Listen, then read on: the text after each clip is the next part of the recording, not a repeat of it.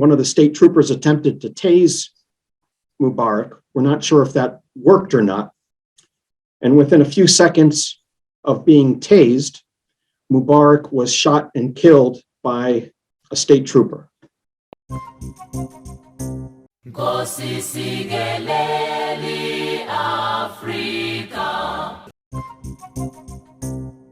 Hello, my name is Stanley Heller. Welcome to The Struggle. We're going to start the program talking about Harry Potter. Sort of. Emma Watson, one of the stars of the movie series, has come under fire from Israeli officials. She had shared this image on her Instagram page with its definition of solidarity and its words for Palestine. Then Danny Danon, the former Israeli ambassador to the UN, called her an anti-Semite. To be cute, he tweeted, 10 points from Gryffindor for being an anti-Semite. The current ambassador piled on, making some dumb reference to Hamas. Leah Greenberg of the Indivisible Project gave a fine answer, saying the attack on Watson was a perfect demonstration of the utterly cynical and bad faith weaponization of anti-Semitism to shut down basic expressions of solidarity with the Palestinian people. By the way, Watson's post got over 1 million views, 1 million likes. Read more about this on The Struggle. See our headline, Jerk former ambassador calls Harry Potter movie star anti-Semite. More about Palestine later in the broadcast.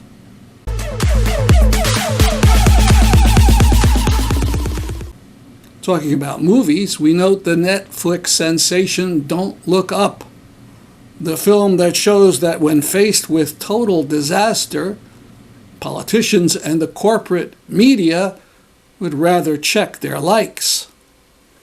The movie is the current most watched film on Netflix.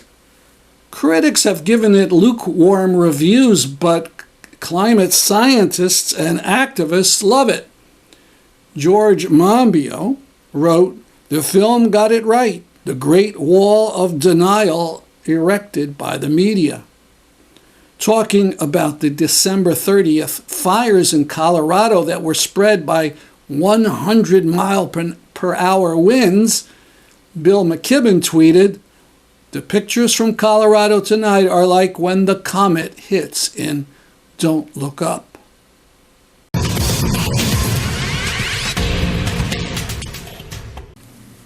In what should be a science fiction joke, the storied Staples Center in Los Angeles has been renamed Crypto.com Stadium.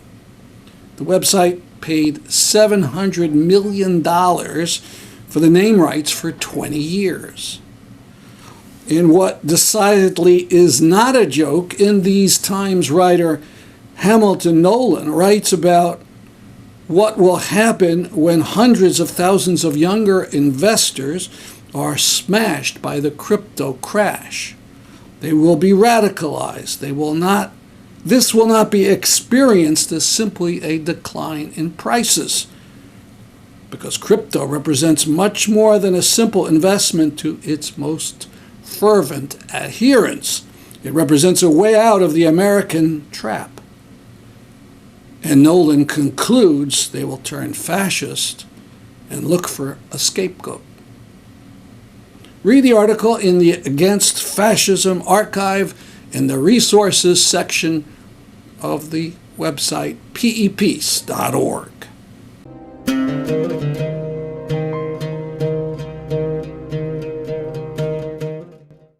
January 15th marks 2 years after the killing of Mubarak Soulemane in West Haven, Connecticut by a Connecticut state trooper.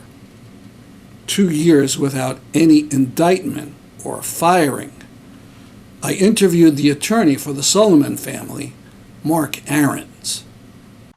I understand you filed a lawsuit in the killing of New Haven resident Mubarak Soulemane. Could you give us the details of the suit? Sure. We were coming up on the 2-year statute of limitations for negligence claims against the city police, in this case being West Haven police. So I filed the lawsuit against them for not only negligence, but I included the constitutional violations as well: excessive force, failure to intervene and de-escalate. And at the same time, I included claims against the 3 state troopers that were present and participated. And the claims against them at this point are only for constitutional violations. Again, excessive force, failure to intervene and de-escalate the situation. I can't sue them, the state troopers, for negligence now, because I first have to go through the State Claims Commission, which is a different process. I have to get permission from the state to sue the state. Mm-hmm. And you had you had started that a year ago, right? The claim that you submitted to that State Claims Commission. Have they responded in any way? A year and a half ago. Year and a half. We started it. Yeah, we've had to put that on hold repeatedly. So nothing really has happened. And that's because the state is still investigating the shooting and whether or not to prosecute the trooper that shot Mubarak. And as with all criminal investigations, the state won't release any aspect of their report. They won't release most of the evidence until their investigation is concluded. So without the evidence, it's hard to prosecute the case or defend it, for that matter. So we've been on hold. Now, for those of our viewers who don't know about the case at all, could you talk about what happened to Mubarak Soulemane that day, particularly in West Haven? Sure. Mubarak suffered from schizophrenia. So we know he had his ups and downs psychologically and psychiatrically.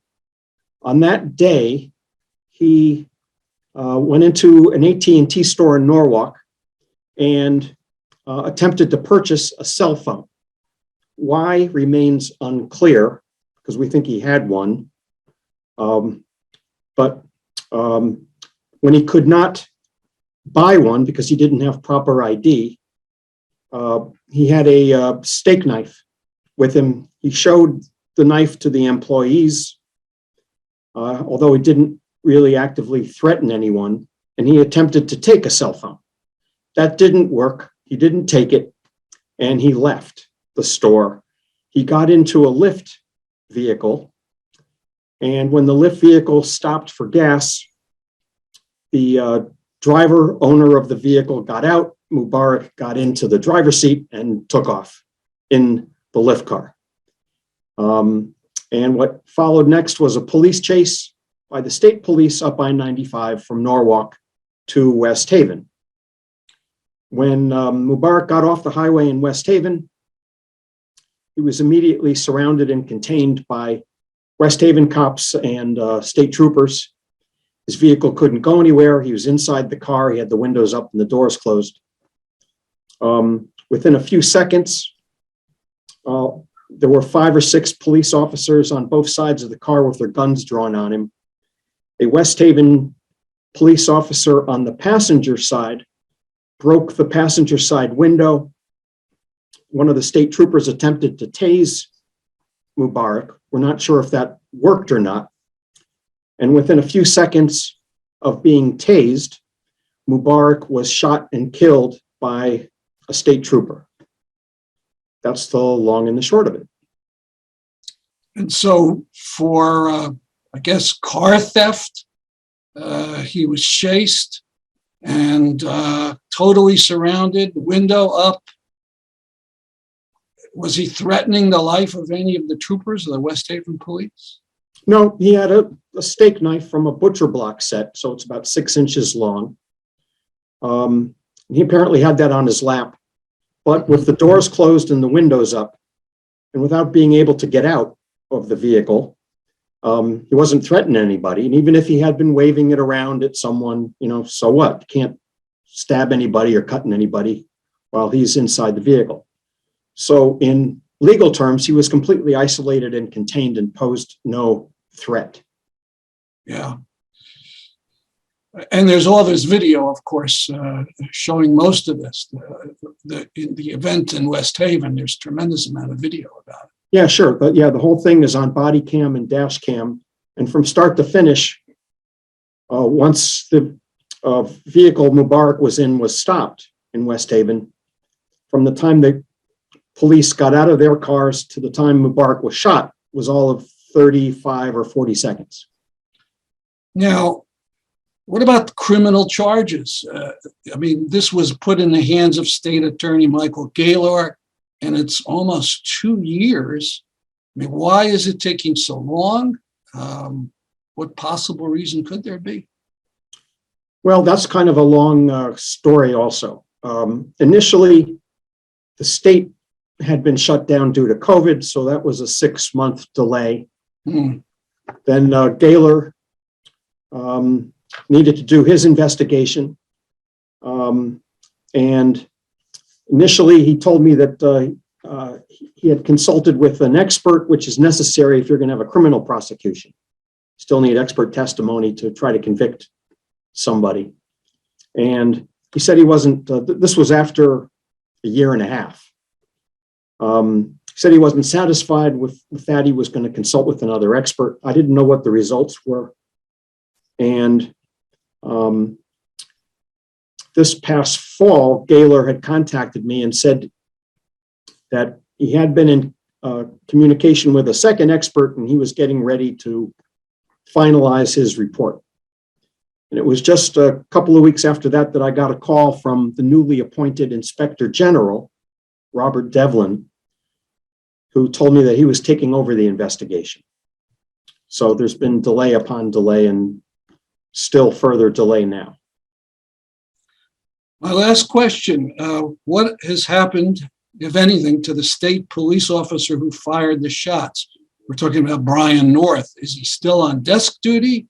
Is he back to work? Do you know? He's working, but desk duty. Mm-hmm. And it's been 2 years. 2 years, and it's really too long. Yeah, much too long. We met with Inspector General Devlin, who's a former Connecticut appellate court judge, before the holidays, and he explained the process to the family, but it's going to take him some time. He just really assumed the new position in October of this year, of 2021. The killing is just as outrageous as that of George Floyd or Eric Garner, but it's not better known because we let the family down by not constantly pressing the matter and having constant street demonstrations. And the liberal national media hasn't mentioned it.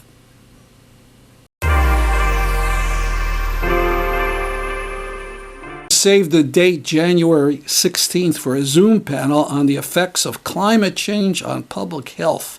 The speakers will be Laura Bazzi from the Yale Center on Climate Change and Health, Leticia de Mejias, who is best known for her work on using energy efficiency, and Earl McWilliams, who has been warning about the now hopefully dead climate fracked gas plant.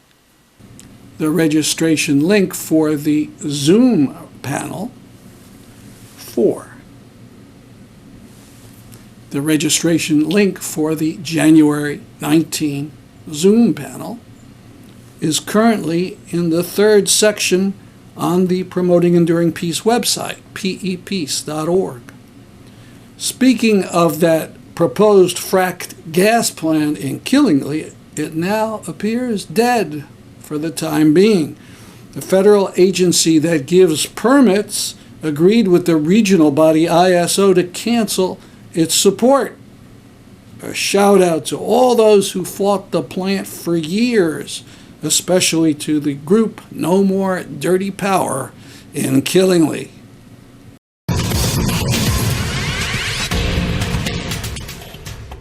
Palestine. An article in the Israeli paper Haaretz reviews documents that had been kept secret for decades, descriptions of things said by Israeli cabinet ministers in 1948. It reveals new massacres during Israel's so-called War of Independence. One Israeli official at the time said, "The situation in this matter is like a plague. Today the committee heard one witness and I buried my face in my hands in shame and disgrace." The official never resigned, however, and virtually nothing was done to punish those guilty of the mass murders. To read the article, go to the Palestine-Israel archive on the struggle. And a bitter meme comparing New Year's Eve in Dubai and in Gaza.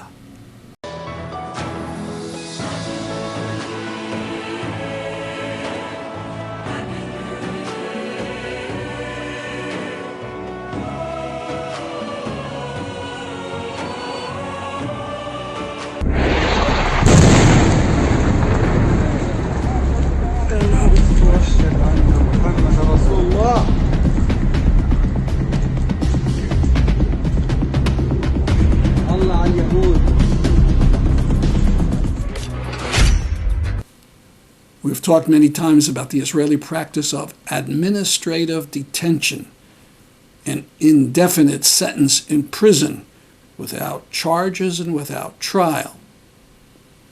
This Palestinian man, Hisham Abu Huwash, was in that detention for 16 months. He decided to take it on with a hunger strike.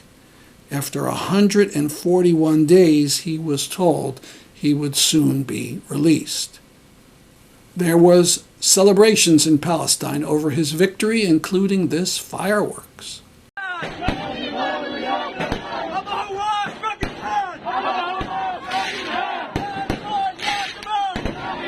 حاليا من بيت الأسير هشام أبو هواش.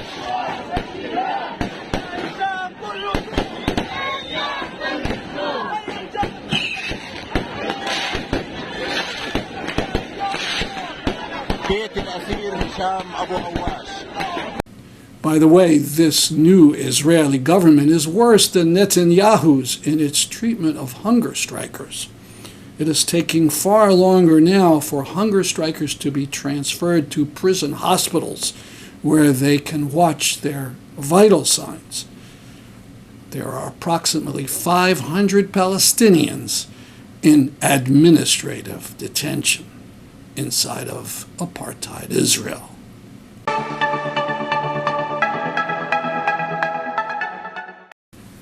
We just found out that Mazin Qumsiyeh, the director of the Palestinian Museum of Natural History on the West Bank, will be speaking on Zoom on Tuesday, January 11th at 7 p.m.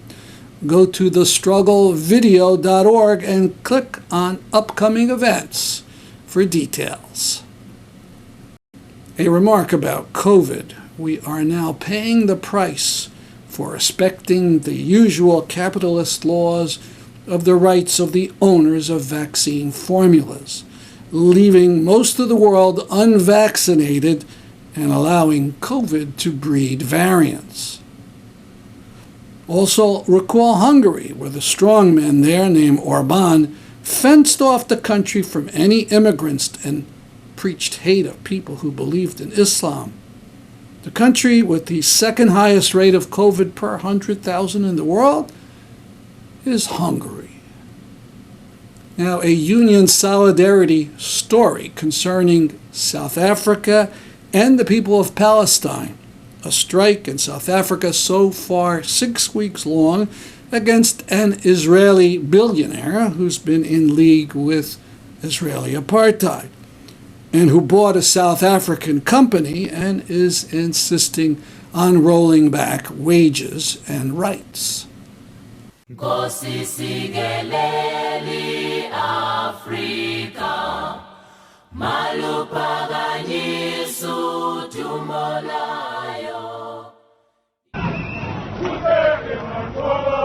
These These have been the scenes outside Clover offices. Workers have accused the company of not negotiating or communicating with them on a number of issues.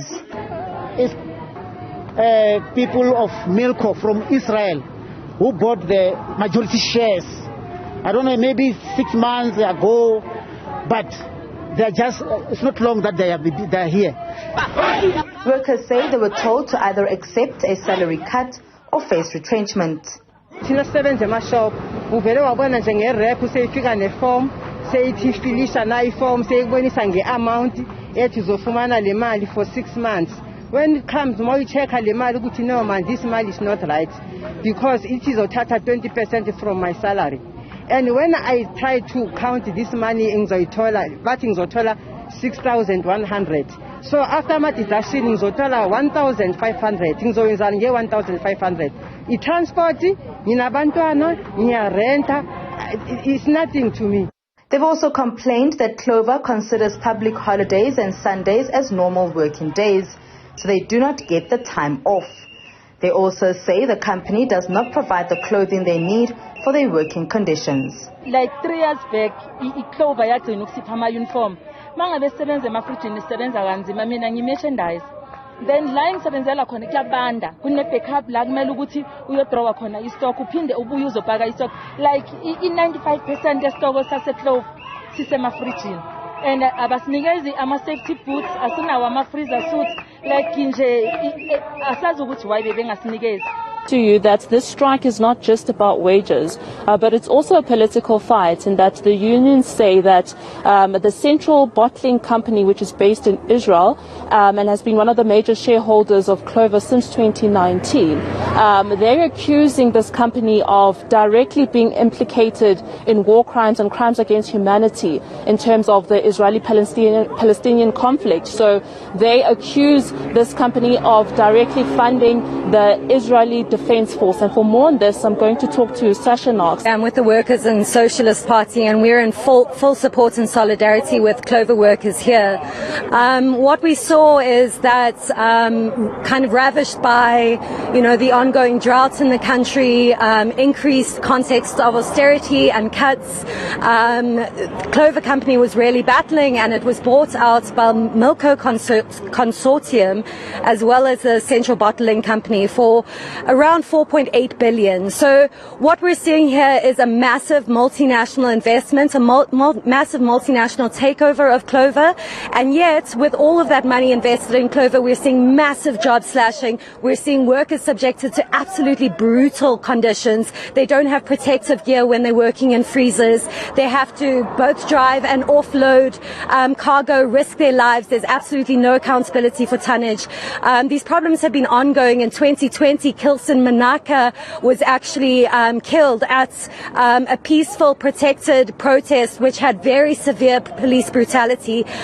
So what we're seeing is that all of these jobs are being cut in South Africa. These jobs are being exported to Israeli companies which operate on land that is illegally occupied and directly complicit in brutalizing the Palestinian people. And now they are exporting that brutalization of the workers to South Africa. We say there cannot be foreign investments in a company with job slashing, with job cutting. Half of the country is hungry, half of the country is unemployed. This is a fight for all of the united working classes, and we're also calling for a public boycott. We call on everyone to show support and solidarity with the workers at Clover by boycotting all of the Clover products, going into shops, pulling them off the aisles, not purchasing anything produced by Clover. We really need solidarity to see a strong working class victory. Well, there are a number of issues, and I think, as you have correctly pointed out, there is restructuring in the company, which in total would result in job losses of over 1,400. 1, 2, there's the issue of wage cuts and wage freezes, which our members are rejecting, but also factory closures that would result, in devastation of many towns like Lichtenberg, Hebron, and others. In order to intensify the strike, we are calling on the public to boycott all the Clover products in all the shops in all the 9 provinces. until such time that Clover management talks to workers and agree to the demands of the workers. Aside from a double-digit wage increase, the union also wants to have control over labor brokers. It says many workers get exploited by not being permanently employed. Ama-contract because sekunasi 6 years isebenza la mara abafuna ukusirejista. Maybe singayithatha nonyaka silinde nje baze balungise into zethu ngoba zange ngizodlala kudala iClover idlala ngabasebenzi abatholi imali okuyiyo ngendaba nje yeClover. In a statement, the company says contingencies have been put in place to limit the impact of the strike on Clover's operations. And Clover Waters in Gauteng. And there is more. The drivers currently are having 2 van assistants. Now they will be having 1 van assistant.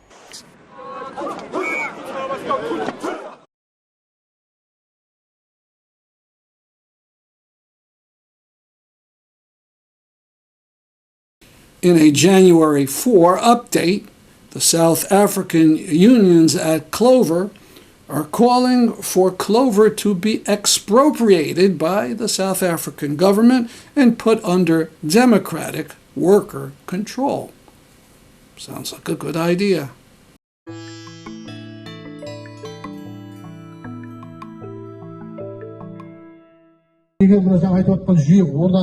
орнына келіп жатса, сіздің де азаматтарыңыз шығып, қатарыңызға қосылуға біз бүткіл ел қағып тілейікші.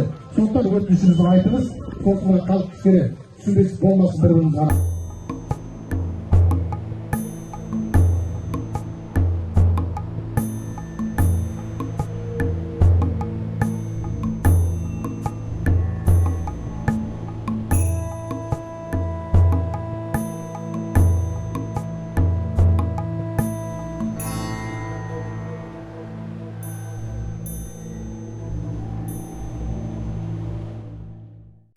That's our program for today. See you next week at this time. I'm Stanley Heller for The Struggle.